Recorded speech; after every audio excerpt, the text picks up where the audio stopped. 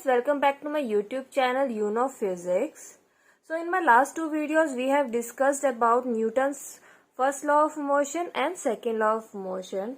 So let's take a quick recap of these laws before starting this new topic, that is working with Newton's first and second law. So what is Newton's first law? Newton's first law, and this is also called law of inertia. Law of inertia, and this law states that the body continues to be in its state until unless an external force is applied. Fine. And mathematically we can represent by this equation. That means if acceleration is 0, then force is also 0, and if force is 0, then acceleration will automatically be 0. Fine. And what does Newton's second law defines? Second law defines that the applied force is directly proportional to rate of change of linear momentum.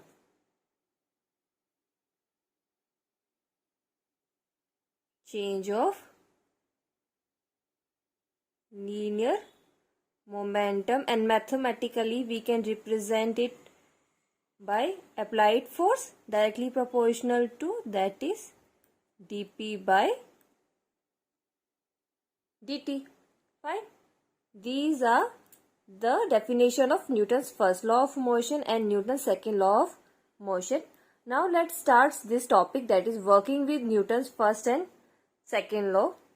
So Newton's law refers to a particle in which it relates the forces acting on this particle, the individual forces that is acting on the particle, with its acceleration and its mass. Fine.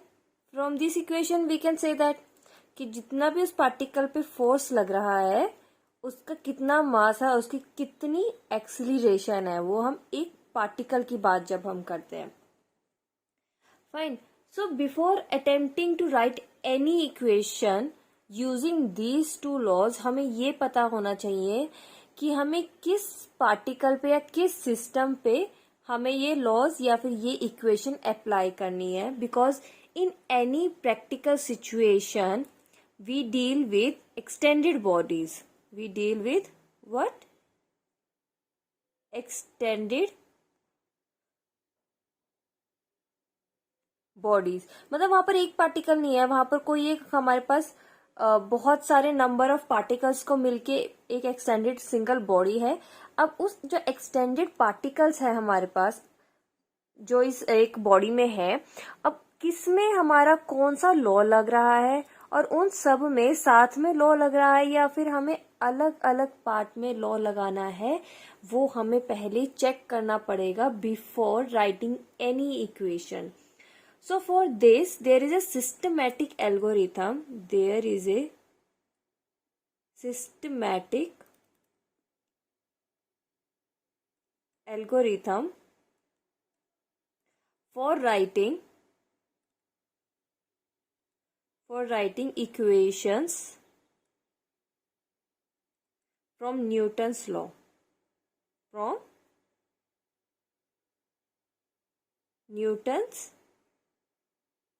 law, and this systematic algorithm includes 4 steps, and they are: step 1 to decide the system, step 2 identify the forces, step 3 make a free body diagram, and step 4 choose axis and finally write the equation. So let's discuss these 4 steps one by one. So let's start with step 1. Step 1, to decide the system. The first step is to decide the system, fine, on which the laws of motion are to be applied. So the system may be a block, or it can be a single particle also, fine, or a connection of 2 blocks, or a string, etc. It can be anything, fine. It extended body भी हो सकती है या फिर आपकी single particle भी हो सकता है, आपके पास कुछ भी हो सकता है. But there is a very important and that is there is a restriction, that is A restriction. And what is that restriction? That is all parts of the system should have identical acceleration and they should move in the same direction.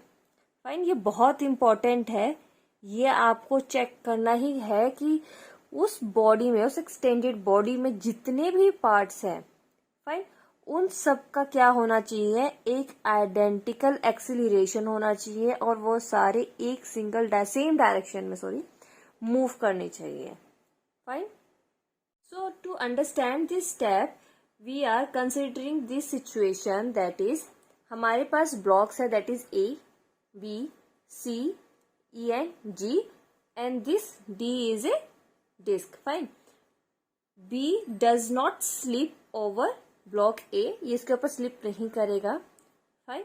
और जितना इन दोनों के बीच में ये distance है, मान लो ये L distance है, ये स्ट्रिंग से अटैच्ड है, दिस विल रिमेन कांस्टेंट, मतलब कि ये चेंज नहीं होगा. अगर C हमारा इतने डिस्टेंस से, A डिस्टेंस से हमारा मूव कर रहा है, तो हमारा जो ये ब्लॉक A है अलॉन्ग विद B हमारा कितना डिस्टेंस कवर करेगा, A डिस्टेंस कवर करेगा.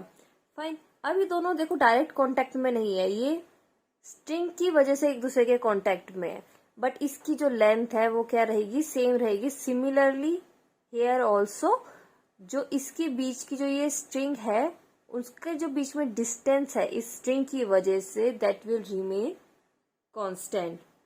फाइन. सो अब देखो, अब A, B, C और G ब्लॉक, अगर मैं इस G को बाय सम डिस्टेंस B अगर मैं मूव करती हूँ, तो हमारा C भी उतना ही मूव करेगा, A और B भी मूव उतना ही सेम डिस्टेंस मूव करेगा, and also in same direction with same acceleration. Fine. कौन कौन से block, A, B, C and G. That means कि ये सारे एक साथ क्या कर रहे हैं, working as a system. That means कि हम इस पे न्यूटन्स लॉ ऑफ मोशन लगा सकते हैं. अब हमसे क्वेश्चन में क्या पूछा गया है कि ए बी पे पूछा गया है, ए बी सी एंड जी पे पूछा गया है, सी एंड जी पे पूछा गया है, वो क्वेश्चन पे डिपेंड करता है. लेकिन हम ए को भी एज अ सिस्टम ले सकते हैं, बी को भी ले सकते हैं, ए प्लस बी को भी ले सकते हैं. Fine. A plus B plus C को भी एज अ सिस्टम ले सकते हैं, A plus B plus C plus G भी, सी प्लस जी भी. क्यों? क्योंकि जो हमारी एक रेस्ट्रिक्शन थी वो उसको फुलफिल कर रही है. दैट मीन्स कि उसकी एक्सीलरेशन भी सेम है इन सब ब्लॉक्स की, और वो सेम डायरेक्शन में हमारे क्या कर रहे हैं, मूव कर रहे हैं.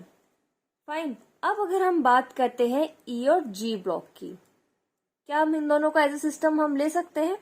नहीं ले सकते, जबकि इनके बीच का जो डिस्टेंस है वो हमारा सेम रहेगा. बट अगर जी हमारा इस डायरेक्शन में मूव कर रहा है, तो ई हमारा किस डायरेक्शन में मूव कर रहा है, डाउनवर्ड. फाइन. दैट मीन्स कि ई प्लस जी हमारा सिस्टम नहीं है और हम इस पे न्यूटन्स लॉ ऑफ मोशन नहीं लगा सकते। फाइन, अब हमारी बात आती है इस डिस्क की बात आती है। अब जो ये डिस्क है वो क्या कर रहा है, स्लाइड्स ओवर दिस स्ट्रिंग, वो स्लाइड कर रहा है और ये तो कांस्टेंट पोजीशन पे है।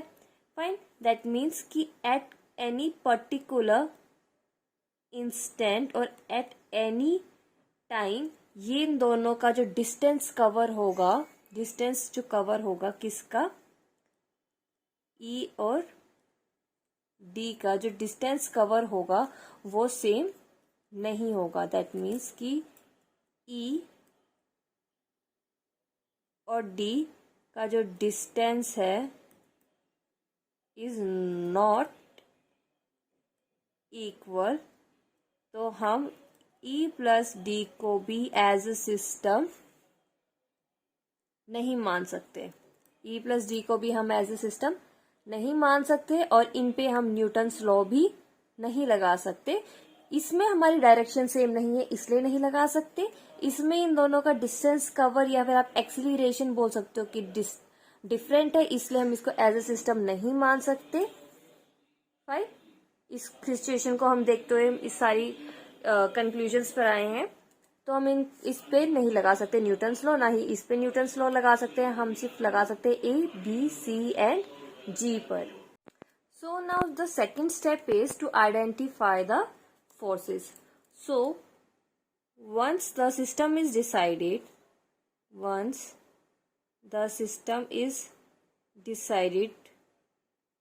we have to make a list of the forces that is acting on this system. Fine, and we know that there are many forces that is operating in this world.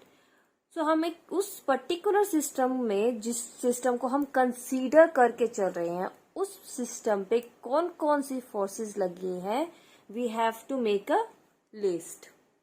For that let consider this situation in which there is a boy who is holding this block of heavy load and standing on a floor.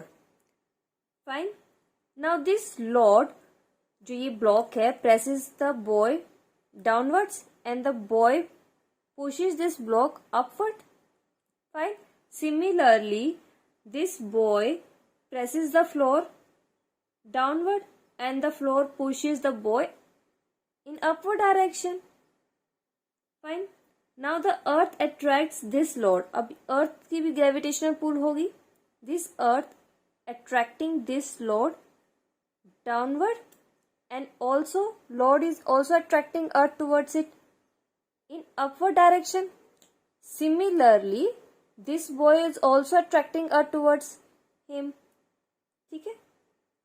And earth is attracting this boy towards downward. Fine. अब देखो यहाँ पर बहुत सारी forces apply हो रही हैं, boy और अर्थ के बीच में, बॉय और फ्लोर के बीच में, ब्लॉक और बॉय के बीच में। फाइन, अब हमें किस चीज को कंसीडर करनी है, कौन कौन सी मतलब जो हमारे फोर्सेस लग रहे हैं उनको हमें लेके चलना है, वो किस पे डिपेंड करता है कि हम किसको कंसीडर करके चल रहे हैं, कि हम बॉय को कंसीडर करके चल रहे हैं या हम इस लॉर्ड को कंसीडर करके चल रहे हैं। Fine, so now let make a list कि जो सी हमारी इस पे फोर्सेस लग रही है। So here is the table of all the forces that is acting in that figure.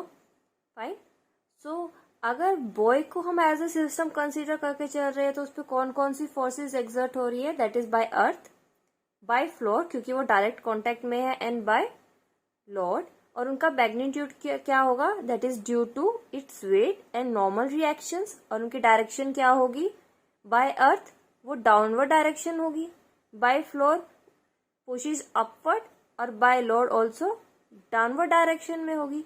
और उनका नेचर क्या है, that is it is due to gravitational force and these two are due to electromagnetic forces. Fine, अगर आप Lord को as a system मान के चल रहे हो, फाइन, तो वहां पर forces that is exerted by किस किस की वजह से, अर्थ एंड बॉय। फाइन, वहां फ्लोर की वजह से इसलिए नहीं है क्योंकि ये दोनों डायरेक्ट कॉन्टेक्ट में नहीं है, तो वहां पर सिर्फ अर्थ और बॉय की वजह से ही कंसिडर करेंगे हम लोग। एंड अर्थ की वजह से due to its weight and normal reaction downward direction होगा टुवर्ड्स अर्थ, और बॉय की वजह से towards upward and nature of the forces, that is gravitational force due to earth and electromagnetic force. Fine. So this is all about step 1 and step 2. Step 1 to decide the system, and step 2 to identify the forces and which system we are considering. Fine. अगर boy को consider करोगे तो आपको सिर्फ यही forces count करनी है, और अगर आप लॉर्ड को एज अ सिस्टम लेके चल रहे हो तो आपको ये सिर्फ और सिर्फ इन्हीं फोर्सेस को काउंट करना है, इस फोर्सेस को काउंट नहीं करना. So I am going to discuss और explain other two steps, that is step 3 and step 4, in my next video. So stay tuned, and if you like my video, please like, share and subscribe my channel, and if you have any doubt, please ask me in the comment section. Thank you for watching.